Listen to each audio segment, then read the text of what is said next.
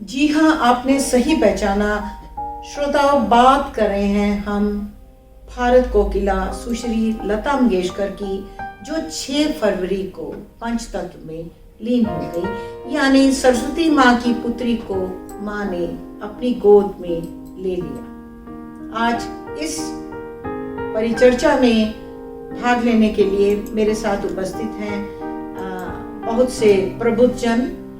हमारे साथ हैं प्रीति मिश्रा जी, एक वरिष्ठ साहित्यकार हैं, श्री विशिष्ट साहब जी जो एक बहुत वरिष्ठ साहित्यकार हैं और अनेक पुस्तकों का संपादन कर चुके हैं और एक बहुत सुप्रसिद्ध ट्रांसलेटर हैं, और डेजी सिंह जी, स्वागत है आप सभी का हमारे इस कार्यक्रम में। तो चलिए बात करते हैं भारत कोकिला सुश्री लता मंगेशकर जी के विषय। मैं सबसे पहले प्रीति मिश्रा जी आपसे जानना चाहूंगी कि आप लता मंगेशकर जी के विषय में क्या हमारे श्रोताओं को बताना चाहेंगे? नमस्ते सविता जी। लता जी के बारे में मैं जो भी दर्शकों को बताना चाहूँगी, या दर्शक गण मुझे लगता है बहुत अच्छे से मुझसे ज़्यादा ही जानते होंगे, लेकिन जो मुझे उनके बारे में इंटरेस्टिंग लगा मैं आज वो शेयर करती हूँ जी। एक बार की ये जो भी मैं आपको आज बताना चाह रही हूँ वो मैंने एक लता जी का और एक किशोर कुमार जी का इंटरव्यू सुना था कई साल पहले, तो मुझे उसमें से जो अच्छा लगा मैं आज आप सबके साथ शेयर करती हूँ। तो लता जी और किशोर कुमार की दोस्ती तो जग जाहिर है, वो हमेशा एक दूसरे के साथ रहे और उन्होंने बहुत सारे गाने एक साथ गाए जी। तो लता जी ने बताया कि उनका गाना कैसे शुरू हुआ बचपन में, कि उनके पिताजी जो थे वो संगीत की शिक्षा देते थे, संगीत शिक्षक थे, और एक बार पिताजी किसी काम से बाहर चले गए और अपने एक शिष्य को रियाज करने के लिए कोई राग दे गए थे, और ये छोटी सी बच्ची लता बाहर अपना इक्खड़ दुक्खड़ ऐसा कुछ खेल खेल रही थी, तो और अंदर ये रियाज चल रहा था शिष्य का जी। तो तब तक ये बच्ची वापस आई कमरे में और बोली, अभी बाबा आएंगे तो तुमको डांटेंगे, गलत गा रहे हो तुम। बहुत बढ़िया। तो इस और चांस की बात ये है कि तब तक पिताजी भी लौट के आ गए। उन्होंने बुलाया इस बच्चे को, गोद में बिठाया और बोला, बेटा जरा तुम गा के बताओ। तो जब वो छोटी 4 साल की बच्ची ने उन्हें वो गाना गा के बताया तो वो तो हतप्रभ रह गए। उन्होंने कहा, अब शिक्षा तो मैं अपनी इस बच्ची को दूंगा। इस तरह से उनकी शिक्षा बिल्कुल। और प्रीति जी, उनके जो पिताजी पंडित दीनानाथ मंगेशकर जी, वो बहुत बड़े संगीतज्ञ थे। वो बहुत बड़े संगीतज्ञ थे, और लेकिन बस दुर्भाग्य की बात ये रही कि इन दोनों का साथ, पिता और पुत्री का साथ सिर्फ 13 वर्ष तक ही रह पाया जी। किंतु 13 वर्ष की अवस्था में दीनानाथ जी ने अपनी बेटी के हाथ पर ये जिम्मेदारी डाल दी थी कि बच्चे अब मेरे बाद तुम घर को देखना, और जिसको कि उन्होंने ताउम्र पालन किया, निभाया, और वो अपने पापा को आखिर दम तक याद करती रही। मेरे को आप सबने टीवी पे भी दिखा रहे थे, देखा होगा कि लास्ट टाइम में भी वो एक हेडफोन मांग रही थी क्योंकि वो अपने पापा की कोई पुरानी बंदिश या कुछ सुनना चाहती थी। यानी आप कहना चाहते हैं संगीत उनको उनकी जीन्स में था, उनको विरासत में मिला, लेकिन ये कि दुर्भाग्य से वो एक प्रोफेशनल ट्रेनिंग नहीं ले सकी क्योंकि कम उम्र में ही उन पर छोटे बहन भाइयों की जिम्मेदारियां। हाँ, और आप ये भी कह सकते हैं इसको कि ये दुर्भाग्य कहाँ था, उन्हें तो ये तो सौभाग्य बन के पैदा हुआ ना।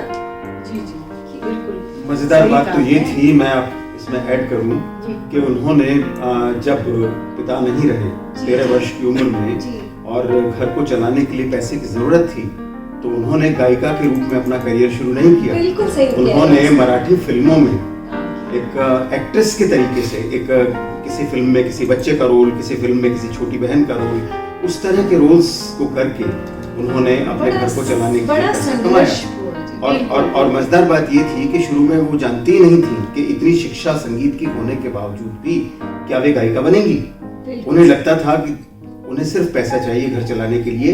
ये तो इत्तेफाक की बात थी कि एक बार उनके सामने एक ऑफर आया और ये कहा कि लता तुमने तो अपने पिता से संगीत सीखा है। श्रोता हमारे जानते होंगे, बेसिकली उनके पिता एक जगह जमकर नहीं रहते थे, वो अपनी पार्टी को लेकर एक स्थान से दूसरे स्थान घूमते रहते थे। और लता इंदौर में पैदा हुई थी। हाँ, तो बंबई के उस स्टूडियो में जहाँ वो मराठी फिल्म में काम करने गई थी, वहां उन्हें एक गाना गाने का मौका मिला, मराठी गाना गाना। और उस मराठी गाने के बाद there was no look back. उस गाने ने सिद्ध कर दिया कि लता बहुत अच्छा गा सकती हैं। और बाद में तो फिर आप सब लोग जानते हैं हिंदी से वो जुड़ी और किस तरीके से उन्होंने अपनी जगह बनाई। बिल्कुल विशिष्ट साहब, आपने बहुत ही अच्छी बात बताई हमें कि लता जी ने बचपन से ही अपने परिवार का बोझ उठाना शुरू कर दिया और उसके लिए उस टाइम उनकी जरूरत थी। वही 3 बहनें और एक छोटा भाई 4 मेंबर। आफ्टर ऑल सबको किस तरह से घर चलाएंगे, पैसा था नहीं, भाई के पास भी कोई काम नहीं था।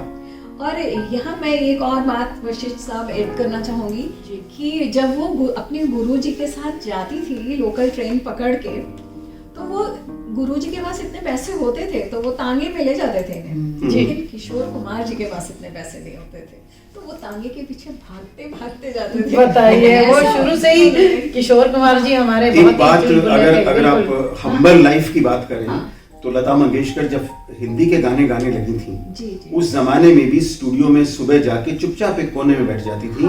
और भूख लगती थी तो उनके पास खाने के लिए भोजन नहीं होता था, दूसरे लोग जाके कैंटीन में खाते थे। उन्हें ये नहीं मालूम था कि यहाँ स्टूडियोज में कैंटीन भी होती है। एक दिन एक व्यक्ति ने उनसे कहा कि लता तुम्हें चुपचाप बैठी रहती हो, तुम्हें भूख नहीं लगती? भूख तो लगती है, लेकिन मैं शाम को 6 बजे जब घर पहुंचती हूँ उसके बाद खाना खाती हूँ। उन्होंने इन्हें वहां ले जाके बताया यहाँ चाय भी मिलती है, यहाँ खाना भी मिलता है। इसे कहते हैं गुदड़ी के लाल। देखिए वो कहते हैं ना कि बहुत ज्यादा सिंपल और संघर्षमय जीवन, संघर्षमय बचपन था और उस संघर्ष ने इतना तराशा उन्हें कि वो एक दुनिया में एक बहुत बड़ा नाम संगीत में उन्होंने कमाया। और बिल्कुल आप सब मेरे साथ सहमत होंगे कि लता जी के गानों से हम आंखें खोलते थे।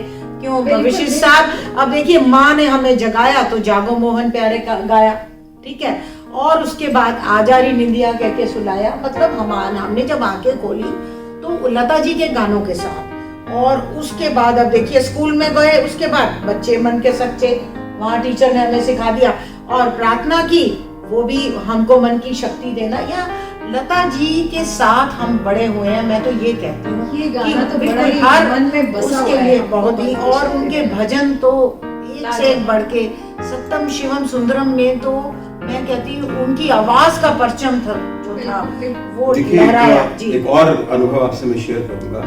पंडित जवाहरलाल नेहरू के बारे में ये कहा जाता है कि वे आमतौर पर इमोशनल नहीं होते थे जी। उन्हें लोगों ने कभी रोते हुए नहीं देखा था जी। लेकिन 1962 में जब चीन से हमारा युद्ध हुआ और हम हार गए थे, हम बहुत बुरी स्थिति में थे, तो एक प्रोग्राम में लता जी को स्पेशली कहा गया कि आप यहाँ आए और गीत गाएं। पंडित प्रदीप ने रातों रात एक गीत लिखा और उस गीत की तैयारी करने की काफी समय नहीं था जी। वो गीत उनके हाथ में दे दिया गया और बहुत सारे VIPs, बहुत सारे लोग बैठे थे।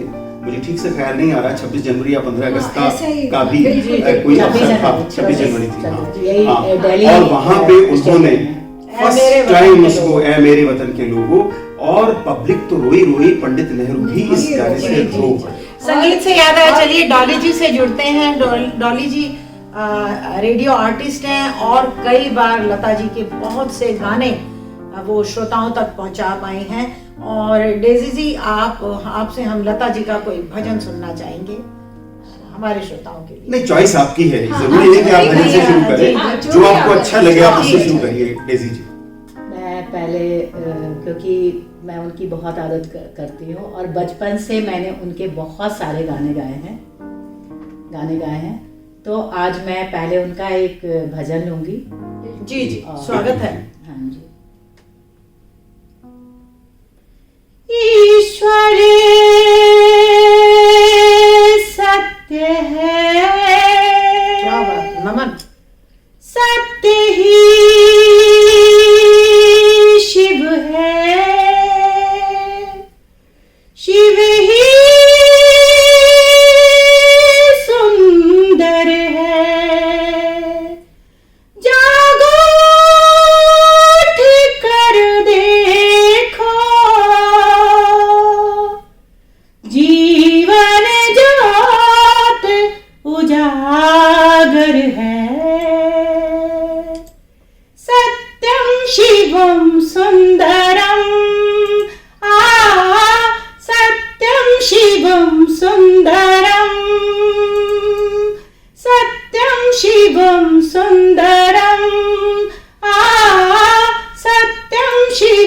सुन्दरं सत्यं शिवं सुन्दरं बहुत खूबसूरत। सुन्दरं सुन्दरं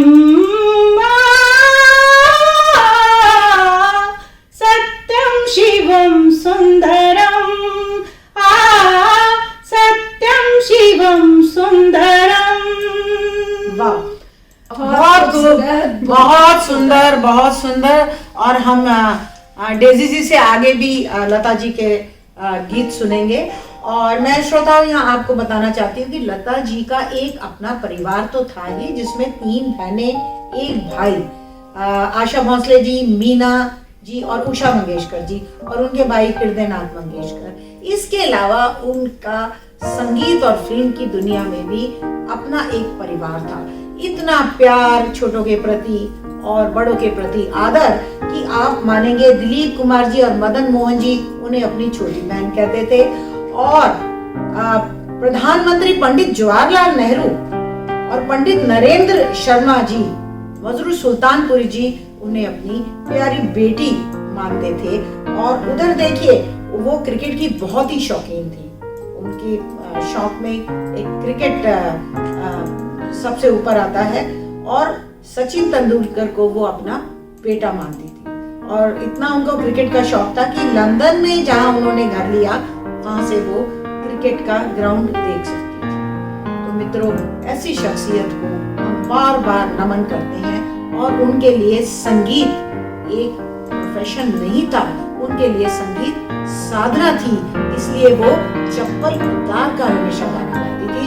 और डेजी जी, एक गाना तो और बनता है लता जी का हमारे श्रोताओं के लिए। जी, मैं उनके उसकी ऊंचाई पे तो कभी नहीं जा सकती, उनके चरणों में ही हमेशा रहूंगी। और उन्होंने हमारे देश को बहुत सारे संगीत से लेकर यहाँ तक कि बहुत जो पहली बार वर्ल्ड कप हुआ था, उसके लिए भी उन्होंने गाकर पैसा जमा किया था और सारे प्लेयर्स को दिया गया था। तो ऐसे बड़े मतलब शख्सियत को तो क्या डेडिकेट करें, मेरे लिए बहुत छोटी चीज है। पर मैं भी एक और उनका भजन ही गाऊंगी। स्वागत है जी। प्राणी पूछे अपने प्रभु से,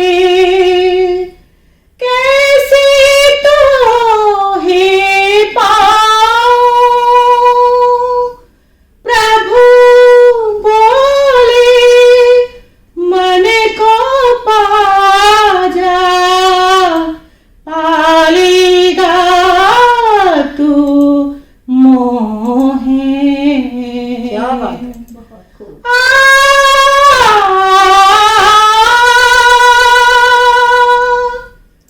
तोरा मन दर्पण कहलाए हो, तोरा मन दर्पण कहलाए। भले बुरे सारे कर्मों को देखे और दिखाए। तोरा मन दर्पण कहलाए हो, तोरा मन दर्पण कहलाए। मन ही देवता मन ही ईश्वर, मन से बड़ा न कोई। मन ही देवता मन ही ईश्वर, मन से बड़ा न कोई।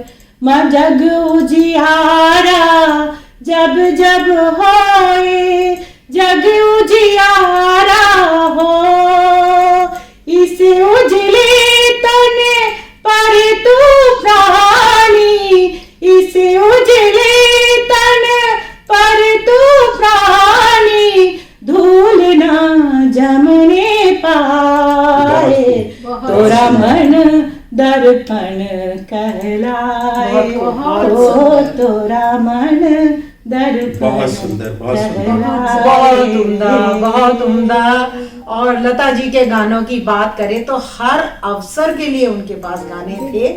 और यहाँ तक कि एक अगर हीरोइन माँ के लिए उन्होंने अपनी आवाज दी, तो जब इतने वर्षों बाद उनकी बेटी हीरोइन बनी तो भी उन्होंने उसको आवाज दी, और उस आवाज में उतनी ही शौकी, उतनी ही अदा। बिल्कुल, प्रीति जी, आप मेरे से सहमत हो? हाँ बिल्कुल, वो ही खनक, बिल्कुल सही, बल्कि उससे ज्यादा। जी।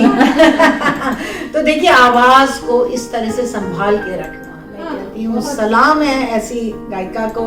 और प्रीति जी, बहुत सी भाषाओं में उन्होंने गाने गाए। बिल्कुल बिल्कुल, बहुत भाषाओं में गाने गाए और हर मौके पे गाने गाए, जैसे आप कह रही हैं। और कितना अच्छा होता था कि वो बच्चों के लिए जो गाना गाती थी, ऐसे लगता था कि वो ही बच्चा गा रहा है। बड़ों के लिए गाना गाती थी तो लगता था कि हाँ वही गा रही है। और मैंने ये भी सुना है उनके बारे में कि जब भी वो जिस भी फिल्म के लिए गाना गाती थी तो वो एक बार उस कलाकार से मिलना अवश्य पसंद करती थी और चुप करके देखती रहती थी कि इनकी अदाएं क्या हैं। जी जी, हाव भाव सब उनके हाव भाव देखती रहती थी और फिर वही भावनाएं मन में भरकर गाना गा देती थी। उससे भी बड़ी एक मुझे जो उनकी बहुत अच्छी बात लगती है जी, और जो कि मैं आज के समाज में, आज की जो फिल्में हैं उनके लिए भी ये बात यहाँ कहना चाहूंगी कि उन्होंने कभी भी अपना स्टैंडर्ड नहीं गिराया।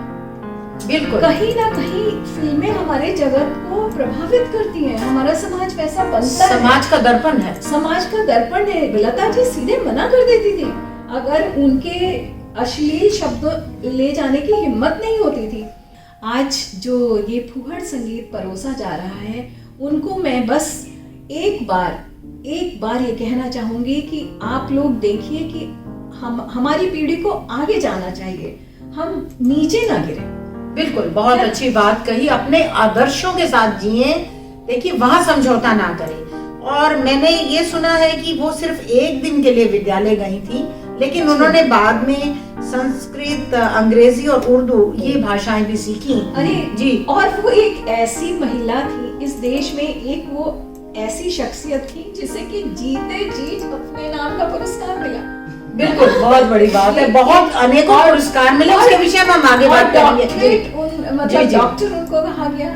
जी जी, उनके पुरस्कारों के बारे देखिए, में बात करेंगे। मानद पुरस्कार तो जब आप इतने बड़े स्तर पर पहुंच जी जाते हाँ, हैं जी तो हाँ। पुरस्कार सम्मानित होते हैं, बिल्कुल, व्यक्ति बिल्कुल, सम्मानित नहीं होता। बिल्कुल, बिल्कुल सही मैं है। आपसे बहुत सारी सहमत यूनिवर्सिटीज हूँ। डॉक्टरेट, हाँ, डिफेंस हाँ, सब देती हैं। जी जी, तो वो अपने आप में एक बहुत बड़ी बात लता जी के साथ जुड़ी जी। रही। एक बात मैं कहना चाहूंगा, अभी आपने कहा कि उन्होंने कंप्रोमाइज नहीं किया गाने बिल्कुल, गाने के बिल्कुल। लिए। देखिए, इसमें भी एक बड़ा अंतर है। उनकी अपनी एक अलग तरह की मॉरलिटी थी। बिल्कुल। मैं ये नहीं कहूंगा कि उन्होंने वो गाने अस्वीकार किए जो अश्लील थे। जी जी, उस जमाने में अश्लील की बात आप कर भी नहीं सकते थे। बिल्कुल, बिल्कुल। उन्हें अगर कोई रोमांटिक से थोड़ा सा ऊपर का रोमांटिक लगता था, वे तब भी मना कर देती थी। बिल्कुल सही बात। और उसका फायदा सही सीधे सीधे आशा भोसले को मिला।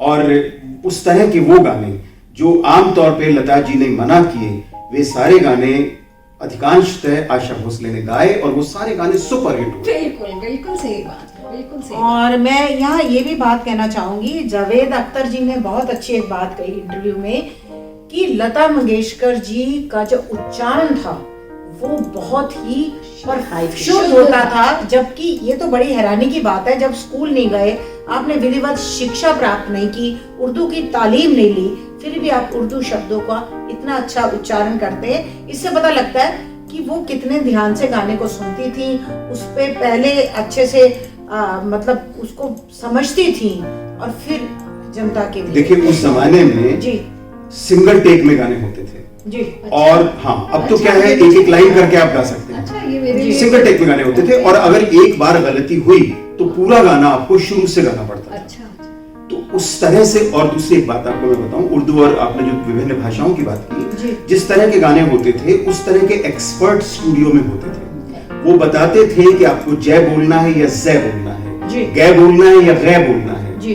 तो वो सारी चीजें सिखाई जाती थी। Lata was very sharp in picking up all these things. उन्होंने जो एक बार समझ लिया। दूसरी बात मैं आपको बताऊं, फिल्म इंडस्ट्री में जितने लोग हैं वे सब लोग प्राइवेट ट्यूटर्स रखते हैं भाषाओं को सीखने के लिए। वरना आप इतनी सारी भाषाओं में, चलिए मान लिया उर्दू हिंदी तो आप जानती थी, मराठी भी आप जानती थी, कौन सी ऐसी भारत की भाषा है जिसमें लता जी ने नहीं गाया? बिल्कुल आप मुझे सही बात बताइए। कह रहे हैं। उन्होंने तो तमिल में भी गाया, उन्होंने भोजपुरी में भोजपुरी में भी भोजपुरी में भी गाया। सभी देसी जी एक बात जी। बताइए, आप कुछ भोजपुरी का सुना सकती जी हैं? जी बहुत अच्छा है ये भोजपुरी कुछ का मैं कहने वाली थी, भोजपुरी डेजी जी हैं तो आज आपको यहाँ पाकर हम लोग धन्य हो गए। भाई हमारे लिए तो आप रिप्लेसमेंट है लता जी का। नहीं नहीं ये तो नहीं कह सकते बट बहुत अच्छा गा भाई सकते हैं। हमारे लिए तो है, हमारे आज स्टूडियो में तो है। हमें आप लता जी जी को जो उनका- श्रद्धांजलि जी। दे रही है उससे हमें बहुत और आपके गानों को सुनते हुए मुझे तो अगर मैं आंख बंद कर लूं तो मुझे लगता है लता ही गा रही है। आप बहुत सुंदर गा रहे हैं लता। माँ सरस्वती का आशीर्वाद आप पर भी बना रहे। कान्हा जी की बनी और हुई मैं ये है, तो नहीं कहूंगी सरस्वती कि हम माँ। उस महान गायिका को कोई रिप्लेस कर सकता है कभी भी, लेकिन डेजी जी आप बहुत अच्छा, मैं तो कहती हूँ काफी हद तक आप न्याय कर रही हैं उनके गानों के साथ। तो चलिए भोजपुरी भाषा में एक गाना हो जाए आपसे। जी। पहला भोजपुरी उन्होंने 1963 में हे गंगा मैया पिक्चर का गाया था जी और वो उनका बहुत फेमस हुआ था, वो super hit title song. Song था अच्छा जी। उनका। आपको पता है मुझे भोजपुरी बोलने भी आती है। हाँ जी। वेरी गुड, बहुत अच्छे बहुत अच्छे। तो मैं उनका ये सॉन्ग सुनाती हूँ जो बहुत फेमस हुआ था उस टाइम। हे गंगा मैया तो है पियरी चढ़ाइबो,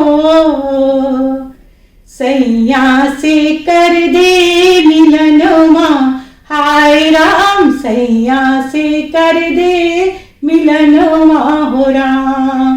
हे गंगा मैया तो है पियरी चढ़ाइबो, सैया से कर दे मिलनवा, हाय राम सैया से कर दे मिलनवा। क्या बात है, बहुत बहुत बहुत सुंदर बहुत सुंदर। और सम्मानों की बात करें, जैसा कि आपने कहा कि सम्मान उनसे जुड़कर उनका सम्मान सम्मानित बढ़ा। होते थे, सम्मान। बिल्कुल हाँ, बिल्कुल। सर, देखिए एकदम ठीक बात जो है। उस मुकाम पर होता है उनको सम्मानों की भूख नहीं होती, ये तो परंपरा बनी हुई है। और वैसे मैं आप श्रोताओं को बताना चाहूंगी कि 1958 से 1994 के बीच में 6 बार उनको फिल्म फेयर अवार्ड मिले और 3 बार राष्ट्रीय पुरस्कार मिला। और 1959 में पद्म भूषण और 1999 में उन्हें दादा साहब फाल्के पुरस्कार सर्वोच्च सम्मान मिला। और 1993 में फिल्म फेयर का लाइफ टाइम अचीवमेंट पुरस्कार मिला। और भारत रत्न से भी वो सम्मानित हुई, राज्यसभा की मनोनीत सदस्य भी रही। और इतनी ऊंचाइयों को, इतनी बुलंदियों को छूने के बाद भी अहंकार उनमें बिल्कुल नहीं था। देखिए मैं कहती हूँ कि यही एक व्यक्ति का बड़ापन है कि आप सफलता के शिखर में हो तब भी आपको अहंकार नहीं है। और वो जितने भी नए आर्टिस्ट आते थे, जितने भी संगीतकार या जितने भी और जुड़ना चाहते थे, उन सबको आशीर्वाद देती थी और वो ज्यादा से ज्यादा उनको प्रेरणा देती थी आगे बढ़ने के लिए। और बहुत से कलाकारों ने बताया कि लता जी ने उनको कभी ना कभी कुछ ना कुछ उपहार दिया अगर उन्होंने अच्छा गाया। तो देखिए ये बड़प्पन है। बिल्कुल बिल्कुल। बड़प्पन की बात जी। एक मैं और ऐड करूं, अभी जी। टीवी पर देखने का मौका मिला। जी कुछ पत्रकार उनके बंगलों के बाहर से चक्कर लगाते थे जी कि शायद जाने का मौका मिल जाए। जी। जाहिर है उनकी एज हो गई थी और वैसे में मिलना जुलना इतना आसान नहीं था। जी जी तो एक दिन 3-4 महिला पत्रकार जो यंग थी, वे 2-3 बार आते जाते वहां दिखाई दी, दरबान से पूछताछ करते हुए कि हमें मिलना है।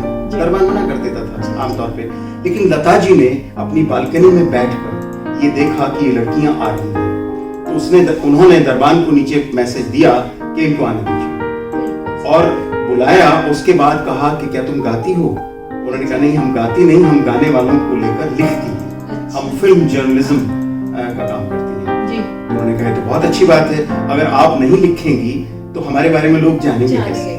बिल्कुल। तो इसलिए उन्होंने कहा कि ये मेरा सौभाग्य है। और इतना ही नहीं, मराठी भोजन उन लड़कियों को उन्होंने करा के भेजा।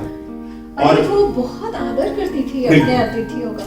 मतलब एक नॉर्मल जैसे जो बात आप कह रहे हैं उसी को मैं आगे बढ़ाती हूँ कि कोई साधारण व्यक्ति भी पहुंच जाए उसको वो फील इतना अच्छा फील दे देती थी। और वो सबसे पहले पता कहाँ ले जाती थी? अगर आप उनके घर जाएंगे तो सबसे पहले अपने भगवान को दिखाती हाँ, थी आपको। exactly. और जी। उसके बाद अपने मम्मी पापा की फोटो दिखाती थी और जी। आपको इतनी ऊंचा रख देंगे कि लगेगा नहीं कि आप किससे बात कर रहे हैं, आप दुनिया की सबसे देखिए अच्छी यही गायिका से आपका बात कर रहे हैं। बड़प्पन है और जो ये आपको लेवल उनका बिल्कुल- सबके लिए था। ये विनम्रता है, मैं कहती और हूँ। उन्होंने अभी एक जी। इंटरव्यू में बोला था कि मैं थोड़ा सा भी गला खराब होता था तो मैं नहीं गाती थी, क्योंकि मेरे पापा बोलते थे कि आज 10 लोग सुन रहे हैं, एक समय आएगा तुम्हें लाखों लोग बिल्कुल, सुनेंगे, हाँ। तो तुम अगर इस आवाज में गाओगी तो ये तो हजारों लाखों लोग के पास पहुंचेगा, तो उस टाइम तुम्हारा इंप्रेशन गलत पड़ेगा। जी। तो अब वो कभी अपना गाना खुद नहीं सुनते डेजी जी थे। आवाज से ही हम अब आपके पास आ रहे हैं, आवाज से ही बात करें, मेरी आवाज ही पहचान है। चलिए डेजी जी से सुनते हैं, और सच में उनकी आवाज ही उनकी पहचान है और वो युगों युगों तक हमें याद रहेगी। डेजी जी। ना गुम जाएगा चेहरा ये बदल जाएगा, मेरी आवाज ही पहचान है, गर याद रहे ओ नाम गुम जाएगा, चेहरा ये बदल जाएगा, मेरी आवाज ही पहचान है, गर याद रहे।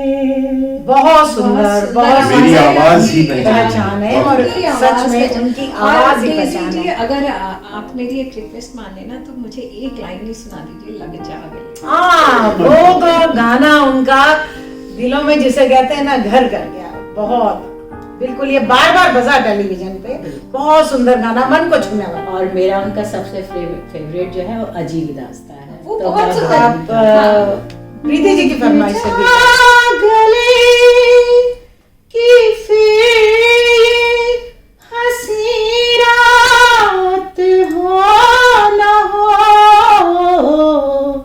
शायद इस जन्म में मुलाकात हो न हो, लग जा गले बहुत सुंदर, बहुत बहुत सुंदर। सुंदर। और चलते चलते मैं सिर्फ प्रीति जी और वशिष्ठ साहब और आपसे एक ही वाक्य जानना चाहूंगी। अगर लता मंगेशकर जी को एक वाक्य में आपको डिस्क्राइब करना हो तो आप क्या कहेंगे? वशिष्ठ साहब सर। देखिए, मैं लता जी के बारे में ये कहूंगा कि वो संगीत का एक अनमोल खजाना थी जो हमारे बीच हमेशा रहेगा। क्या बात, शरीर चला बहुत गया लेकिन उनकी आवाज, वो सारा संगीत हमेशा हमारे साथ बहुत रहेगा, खूब, हमारी बहुत खाती खूब, बनकर। बहुत खूब। प्रीति जी आप हाँ। बताएं जी। अब तक मैंने सोच लिया है मैं उनको संगीत का विद्यालय कहना पसंद करूंगी। संगीत का विद्यालय, प्रीति मिश्रा जी, बहुत सुंदर परिभाषित किया आपने लता जो मंगेशकर संगीत जी को। सीखेगा उनके चरणों में बैठकर ही सीख पाएगा। जी बहुत सुंदर। और डेजी जी आपका क्या कहना है? मैं जैसे वो कहती थी उन्हें सरस्वती माता ने दर्शन दिया था, और रियल में वो सरस्वती माता का ही रूप थी, और हम लोग जितना ज्यादा उनसे सीख सकते हैं और उनकी तरह ही एक डाउन टू अर्थ होके जब हमेशा रहेंगे तो शायद उनकी तरह थोड़ा सा तो मुकाम हम भी पा ही लेंगे। बिल्कुल बिल्कुल। ऐसी विलक्षण प्रतिभा की धनी लता मंगेशकर जो पूरे विश्व के कोने कोने में संगीत प्रेमियों के दिलों में युगों युगों तक बसी रहेंगी। मैं यहाँ कहना चाहूंगी लता जी हमसे दूर नहीं गई अपने गानों के रूप में, और सुमधुर गानों के रूप में सदा हम सबके दिलों में रहेंगी। ऐसी महान शख्सियत को हम रेडियो बूज मंच से भावभीनी श्रद्धांजलि अर्पित करते हैं और परमपिता परमात्मा से प्रार्थना करते हैं कि वह इस पुण्य आत्मा को अपने श्री चरणों में ध्यान दें। ऐ मेरे वतन के लोगों, तुम खूब लगा लो नारा, ये दिन है हम सबका